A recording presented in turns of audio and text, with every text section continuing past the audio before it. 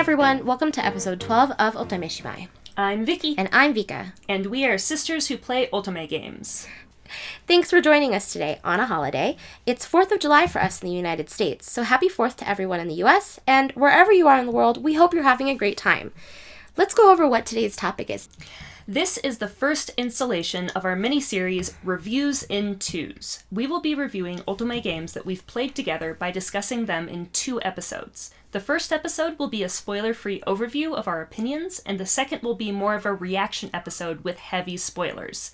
Today will be a spoiler-free episode on Caller Times Malice. But first, Vka, who are you doing this week? Who I'm doing this week is Mitsuhide from Ikemen Sengoku. So I remember saying last time that I wasn't very interested in him, and now I am very interested in him. I think I'm learning to love him, and that's all I'll say. That's all you'll say? Yeah, that's all I'll say for now. Because spoilers? Because spoilers. And this is a spoiler-free episode, so no spoilers. What about you? So I am still playing Piofiore, Episodio 1926, but I have gone on to Gilbert Redford's route, Gil's route. And I am very excited because Gil is actually one of my favorite characters in the game. I think he is the bee's knees. Oh, nice! Very 1920s. And I'm having a grand old time with it. He's hilarious. He's really funny. So I'm just having a great time and very much enjoying the route and spending time with Gil. Yes. What I've heard from you about Gil, I very much enjoy. Well, then you should play Piofiore. I can't wait to try. I have it on my backlog. So our general opinion of Caller Times Malice is that if you like damaged men and crime novels, this is the game for you. Caller Times Malice is set in modern Shinjuku, and the main character that you follow is a woman named Ichika Hoshino.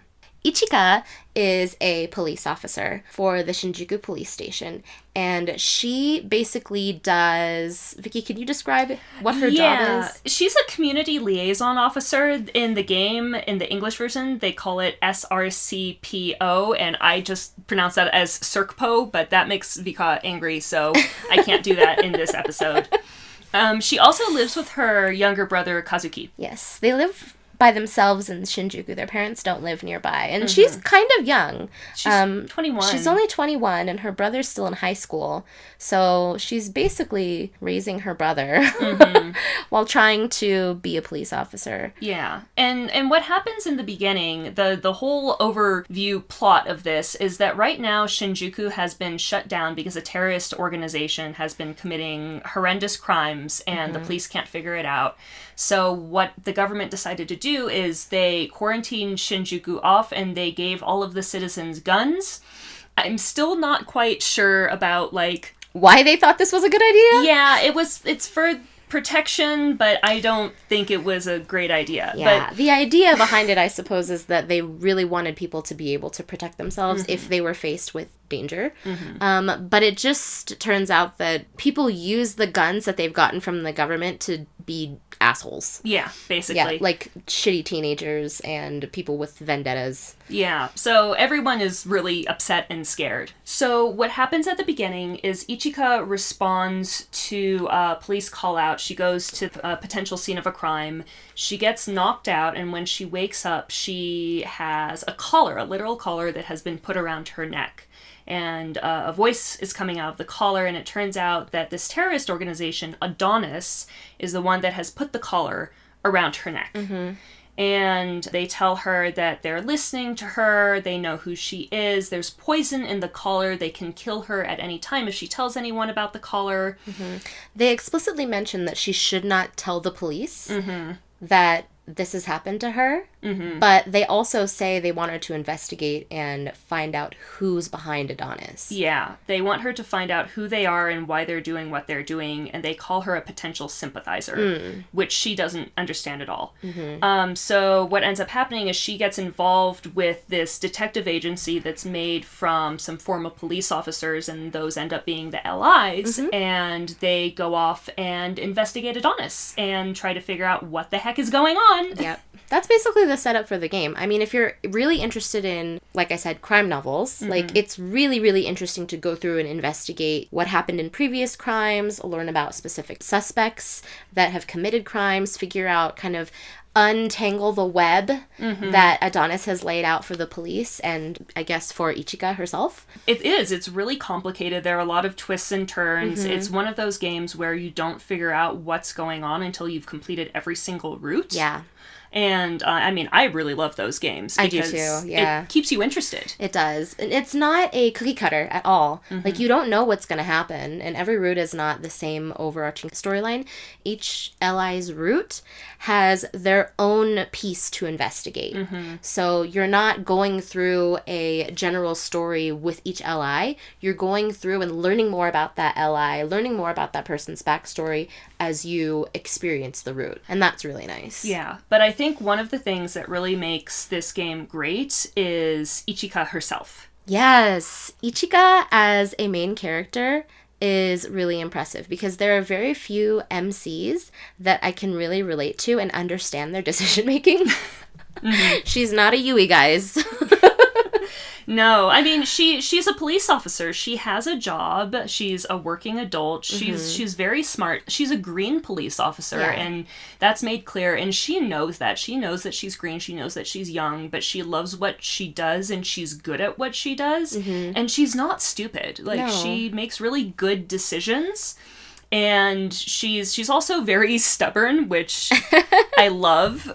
She doesn't. It shows that she has personality. Yeah, she doesn't let the allies walk all over her. Another thing I like is that the game gives you the opportunity to experience her relationships outside of the main love interests. Like, she has a younger brother that she lives with, and that whole storyline is really important to the game. Like, her becoming close to her brother or learning more about him and what he likes and what he does.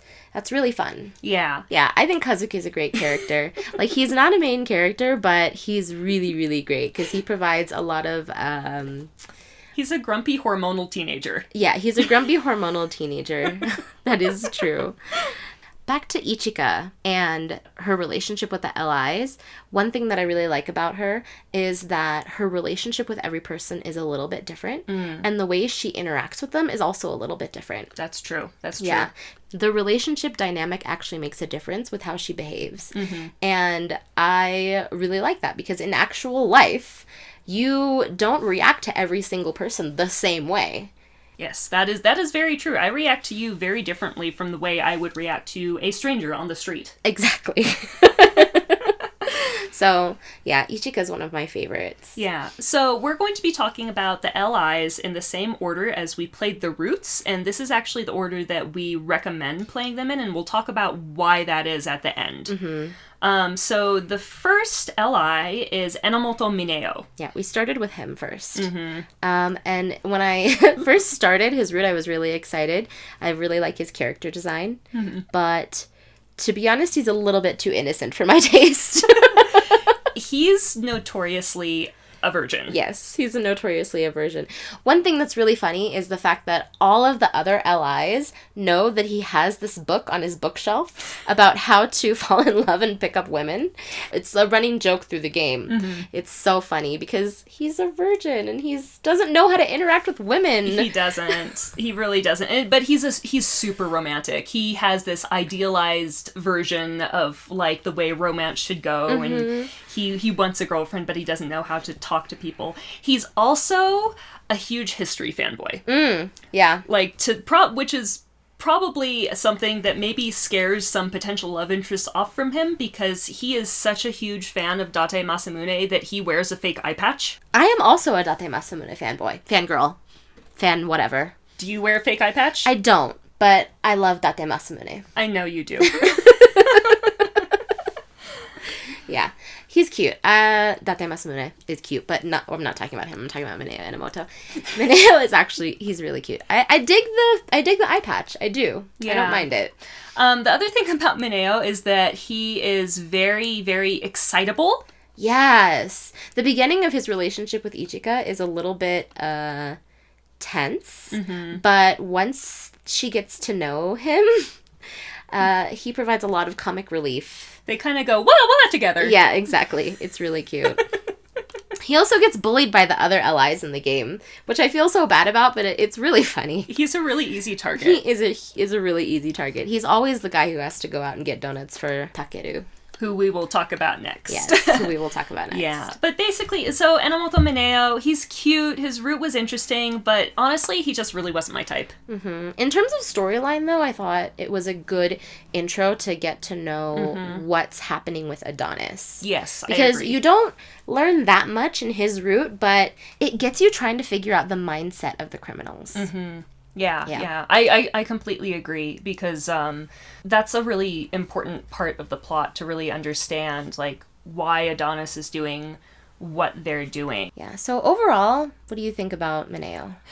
I think that if you like, you know, fluffy, cute, a little bit innocent, then you'll like him. Yes. I mean, I thought he was cute, but he just isn't my type. Yeah, same here. Cute, but not my type. Yeah. I will tell you who is my type, though. And that's the next person we're going to talk about. Sasazuka Takeru. Sasazuka Takeru. Yes. So, Vka, what do you think of Sasazuka Takeru? I think Takeru is kind of like a Sour Patch Kid. And what I mean by that is he's really sour on the outside, but he's sweet on the inside, and it tastes so good. You just like grumpy men. I do. I like him grumpy because I like to, like, you know, pull on the strings a little bit, or pull on the layers a little bit and figure out what makes you tick, and, you know. I remember one time I asked you why you like the grumpy allies, but not the tsunderes, and I remember you told me that you don't want them to, like, not like you. You want them to not like everyone else.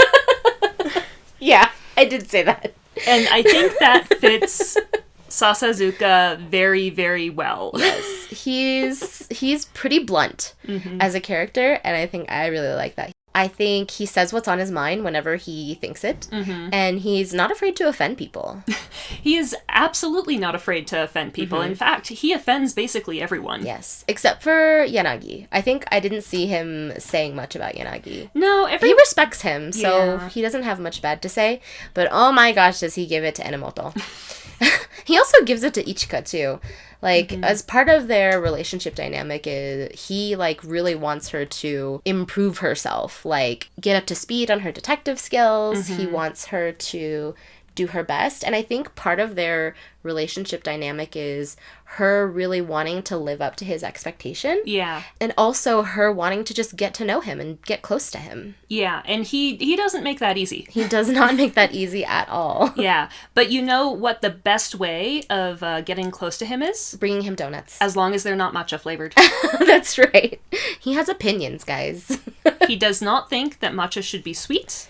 He does not think it should be in anything sugary. However, he loves sweets. He loves donuts. That is the way to this man's heart. Bring him sugar. Yes, I really like him, and I can't say that enough. Yeah. I think if you're like me and you like the grumpy boys, you will probably like Sasazuka. Yeah, I agree. He's definitely the grumpy boy. Yes, he is. I mean, also, he's really brilliant. He's smart. Like, he's not out there kicking asses and taking names, but... He's a hacker. He's a hacker, so what he does behind the scenes is really beneficial to the police force. Oh, yeah, definitely, definitely.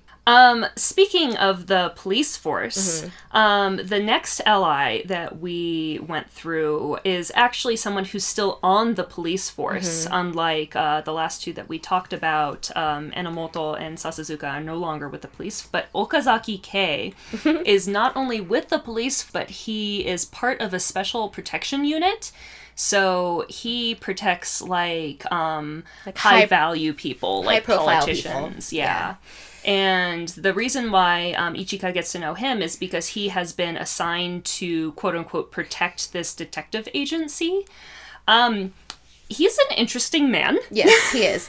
The first time Ichika meets him, he comes into the room through a window. On the, what, third floor? Anyways, he doesn't like doors. He doesn't like doors, but what he does like is sleeping. He does like sleep, and he can sleep anywhere. Literally, he carries his what do you call it? Eye mask. An eye mask in his pocket because he could fall asleep at any time. Yeah. He also eats a lot of strangely flavored food. That's one of his personality traits, I guess. Yeah. But he does kick ass and take names. He's really good. He's very good at what he does.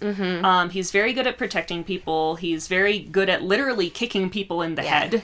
His relationship with Ichika is really interesting because the reason why they get to know each other is he basically decides that he wants to protect her and kind of starts following her around. Yeah. Well, in the beginning, it's just because she has a relationship where she's in cahoots, I guess, with the detective agency. But once he gets an interest in her, then they end up spending a lot of time together, and it kind of creates a problem for Ichika because he's not allowed to know that she has the collar on. Exactly. One of the requirements from Adonis was that she wasn't supposed to tell anyone from the police, and Okazaki is still on the police force.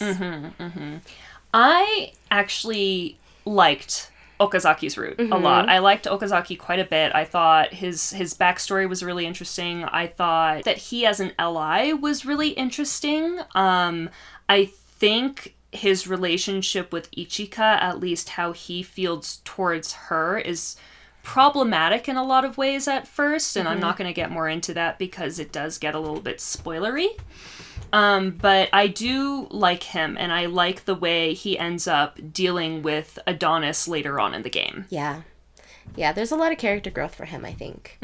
He changes quite a lot from the beginning of her meeting him to kind of the end of the route. And you don't really get that with Takeru or Mineo. There isn't a huge realization that happens. I mean, of course, they find out things through investigating the crimes, but Okazaki as a person and his relationship with Ichika evolves. Yeah, definitely. Yeah. So if you like kind of strange men who you can't quite figure out and who basically just kind of stalk you all the time, I guess you'll like Okazaki. I could tell you more reasons why I like him, but they would be spoilery, so I'll tell you in the next episode. Yes. This one's the spoiler-free one, so we'll go into more about Okazaki next time. Yeah. Speaking of strange men and people we can't talk very much about right now, is Shiraishi Kageyuki. Shiraishi. Yes. I really wanted to like his route, and I did like it. I was expecting more cats, to be honest, and I'm sad that there weren't that many cats. There were cats. There were cats. There were more cats in Shiraishi's route than there were in the other routes. I agree. There were tons of cats, but I personally wanted more cats. You always want more cats. Yeah, I'm a cat person. You are a cat person. But Shiraishi himself... Yeah, he's also on the police force still. And this is something interesting. He's on the police force, but he knows about Ichika's collar. Yeah. And somehow that's okay. And we're not going to tell you why. But he's... I don't like him. Really? Okay. I know, like, I really liked his route. That's the thing. His route is very plot heavy. You find out a lot. It is super interesting. But he doesn't really know how to interact with people. He sees people as basically like experiments. And so he ends up saying a lot of really rude or mean and very analytical things. He's a profiler. Yeah, he's a profiler. Yeah. So he can really like find your weak point and stab it with a smile on his face. Yeah. And not very many people like him. In the game. In the game. Yeah. That basically is his personality in a nutshell.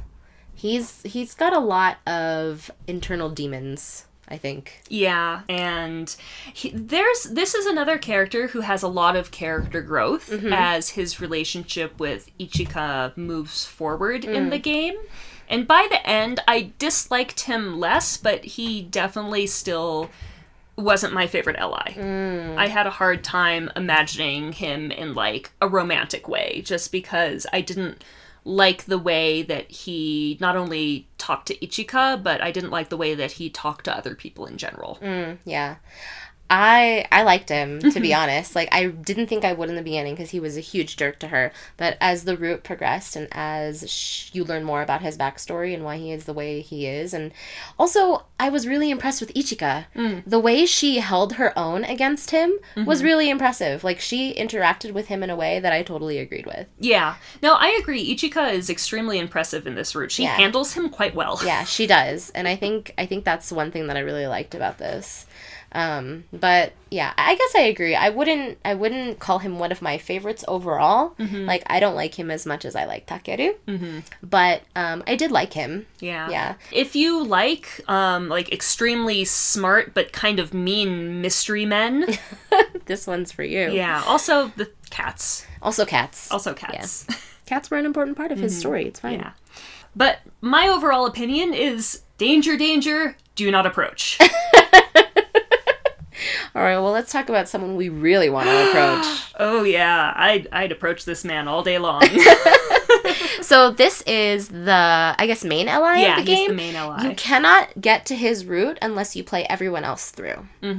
So you have to go through the other 4 allies, learn their backstories, learn more about the crimes in order to even unlock his route. And this is Yanagi Aiji.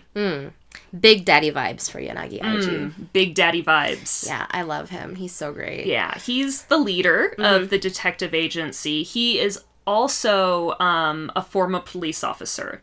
So he's one of the ones who quit the police force, and he started this detective agency, and he started investigating Adonis on his own, and then kind of collected the other allies like Pokemon. Except for Okazaki. He doesn't like Okazaki. Okazaki's just kind of there. Yeah. But yeah, that's a little bit of tension in his roots. There's Okazaki and Yanagi butting heads, which is great comedy. But yeah, I felt bad for Yanagi because he was so annoyed that Okazaki was there for more than half of the route. Yeah.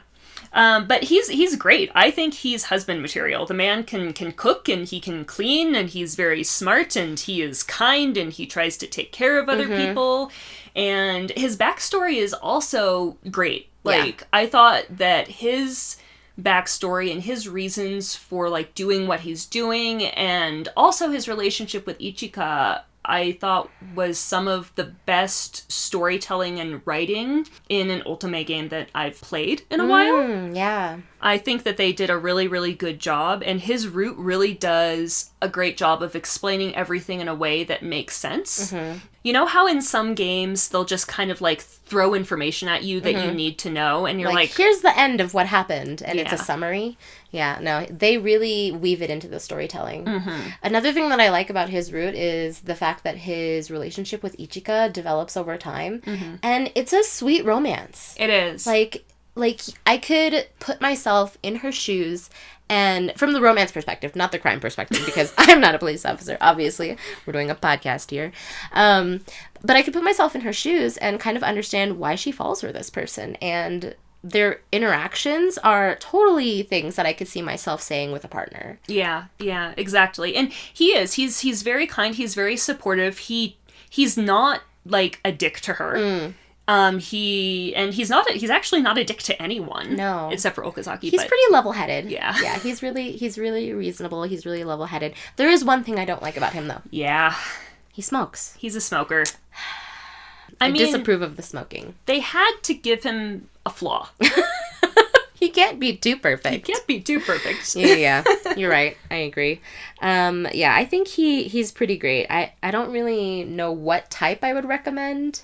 I mean, older, mature, daddy vibes. Yeah, totally. Yeah, definitely get the daddy vibes from him. They actually call him everyone's dad a couple of times. Yeah, in her route, she's like, oh, you kind of act like a dad. And she's like, oh, I don't feel very comfortable about this. Yeah, I remember he was like, I am not old enough to have a bunch of 20-something-year-old sons. Yeah. No, he's great. I really like him. He seems a little bit more down-to-earth and reasonable than the rest of them. Yeah. So, Vka, overall, who was your favorite ally in this game? I think I've already said it, and people know by now if they've listened to this episode, but it was definitely Takeru. Yeah, you like the grumpy boys. I really do like the grumpy boys. I do. And I liked how Ichika dealt with him, too. Yeah. What about your favorite route? I mean, the thing about this game is that you can have a favorite character, but the routes are so different. Your favorite route can be completely different. Yeah, I think overall, my favorite route was probably Yanagi's route. And you'd probably say the same, yeah? Yeah. But in terms of interesting and twists and turns, I really like Shiraishi's route. Oh, yeah. Yeah. Yep. Like, there were a lot of twists and turns, a lot of unexpected things that happened. And I was, like, sitting at the edge of my seat trying to figure out what's going to happen next. So that was really fun. That was a really fun experience. What do you think? Well, my favorite LI... definitely Yanagi. Yeah. I really, really loved him. Some of the other allies I liked. Like, I really liked Okazaki, and I was okay with everyone else except for Shiraishi, but Yanagi I absolutely loved. And it was really interesting because I think I knew even before I did his route that he was going to be my favorite. He's kind of your type. Just saying. Vki likes the mature, tall, dark, and handsome boys. Oh, yeah. Okay, fine. And favorite route, I gotta say Yanagi again, just because it does, answer a lot of the questions that I had, and I like having my questions answered. You like to know the full story. Yeah, I do. Yeah, I agree with that. You have to play through his route to figure out what's happening. Yeah, like there's no way around it. So you're gonna learn about the story, and you're gonna learn about why every ally is involved and what way they're involved. But I do agree. Most of my questions were answered with his route because he's the last one. Yep. So we also have some helpful hints for you guys going through this game because, every Otome game is a little bit different, and we wanted to just let you guys know what we kind of wish we had known beforehand going through this game. Yeah. One huge thing, and this is pretty standard for all Otome games, is save before you make a decision. That's one. But in this game, there's another aspect to the gameplay called trigger mode. And basically, that's when Ichika needs to shoot her gun at something or someone, and you either have to make the shot, you have to shoot successfully, or you miss. Yeah, so it's basically a little mini game. The other thing is that it's really important to pay attention to what all the side characters are saying. This is a game that has a lot of side characters in it, like a lot of side characters that have faces and names, and they are important to the story. They will drop hints that will help you figure out, number one, what the heck is going on, but also if you're not using a walkthrough, they will drop hints that will really help you make those decisions. Yeah, we of course used a walkthrough. Yes. We always use walkthroughs. Yes. But sometimes I do on my first playthrough, I will go and just do it blind. And that's a really fun experience. But the side characters do say really valuable things that you have to listen to, and it'll come up later on. And I mean, like we said earlier, the story really does build upon itself. You find out more information the more routes you do. We really do recommend doing it in the order we did it in, which was Enomoto, Sasazuka, Okazaki, Shiraishi, and then Yanagi. And for some of that, you don't have much of a choice because when you first start the game, both Shiraishi and Yanagi's routes are locked. But the amount of information that you find out in each route really builds on itself really well if you do it in that order. Yeah. Overall, I would recommend playing this game. Yeah, I would too. I really enjoyed it. I truly, truly enjoyed it. And it's a good story. It is. It's a really interesting story. And like we said, if you like crime novels, you will like this game because it's basically a crime novel. Yeah, with cute allies. With cute allies. So thanks so much, everyone, for listening to the first episode of our first installment of Reviews in Twos. This was the spoiler-free episode of Caller Times Malice. Next week, we will be doing a very spoiler-heavy episode of Caller Times Malice. So if you enjoyed what you heard today, we have a Buy Me a Coffee account where you can donate to us and support us in continuing to create and host this podcast. This week, we want to say a big thank you to Una Tempest for being one of our supporters. Thank you so much for donating. We really appreciate it. Yes, the coffee was delicious. It's not literal coffee, guys. Well, in addition to Buy Me a Coffee, we also have a Twitter and Instagram where you can stay updated on what we're up to. Thanks again, everyone, for listening to us this week. And we'll see you next week. Bye!